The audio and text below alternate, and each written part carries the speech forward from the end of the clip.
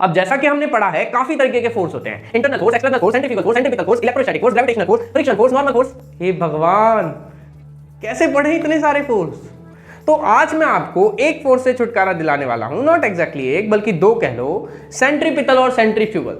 Hello बच्चा, मैं आपका वेलकम करता हूं इस वीडियो में जिसमें कि हम जानेंगे फोर्स क्या होता है और सेंट्रीपिटल फोर्स क्या है। जैसे ग्रेविटेशनल फोर्स दो मास की वजह से लगता है, इलेक्ट्रोस्टैटिक फोर्स दो चार्ज की वजह से लगता है, सेंट्रीपिटल फोर्स किसकी वजह से लगता है भाई, और होता क्या है ये। तो शुरू करते हैं आज की वीडियो। फोर्स, पुल और push is known as force. 9th class में हमने ये डेफिनेशन पढ़ी थी। बट क्या सिर्फ इतना ही होता है फोर्स?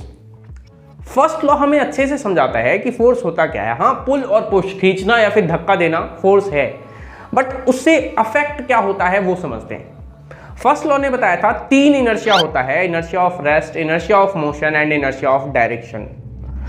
इन तीनों के इनर्शिया को अगर आप रेस्ट में हैं तो रेस्ट से आपको मोशन में जो लाए, आप अगर मोशन में हैं मोशन से आपको जो रेस्ट में लाए, आप अगर स्ट्रेट लाइन में चल रहे हैं आपके डायरेक्शन को जो चेंज करे वो है फोर्स।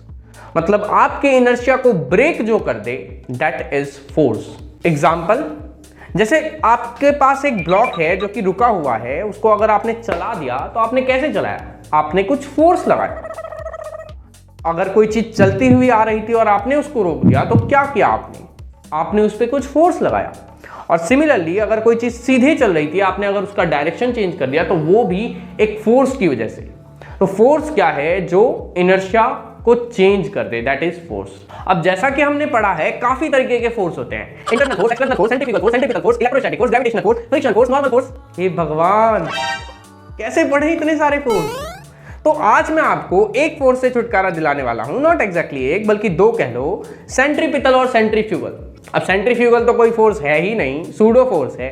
सेंट्रीपिटल भी कोई फोर्स है ही नहीं, एक पोस्ट है। कैसे, उसको समझते हैं। सेंट्रीपिटल फोर्स हम उस फोर्स को कहेंगे जो सर्कुलर मोशन करवा पाए, ठीक है। तो इसको अगर मैं बोलूं तो ये एक पोस्ट की तरह है। कैसे, इसका एग्जांपल लेते हैं। जैसे प्राइम मिनिस्टर एक पोस्ट है, अब अभी उस पे मोदी जी बैठे हैं, इसका मतलब ये नहीं है कि मोदी जी ही हमेशा से प्राइम मिनिस्टर हैं या हमेशा प्राइम मिनिस्टर रहेंगे। अभी मोदी जी हैं, पहले मनमोहन सिंह थे, हो सकता है फ्यूचर में कोई और हो जाए। जो उस पोस्ट पे अपॉइंट होगा वही हमारा प्राइम मिनिस्टर होगा। ऐसे ही सेंट्रीपिटल फोर्स है। सेंट्रीपिटल फोर्स वो फोर्स जो सर्कुलर मोशन करवाए। अब जो फोर्स सर्कुलर मोशन करवा दे वही सेंट्रीपिटल फोर्स है। जैसे अगर सूरज धरती को घुमा रहा है, अब सूरज धरती को घुमा पा रहा है ग्रेविटेशनल फोर्स की वजह से, तो इस केस में ग्रेविटेशनल फोर्स जो है वही हमारा सेंट्रीपिटल फोर्स है। अब आप धागे में एक पत्थर को बांध के घुमाओ तो स्ट्रिंग जो है टेंशन का फोर्स लगा रहा होगा। अब टेंशन की फोर्स की वजह से वो घूम पा रहा है, तो टेंशन का फोर्स ही जो है वो सेंट्रीपिटल फोर्स है, सॉरी।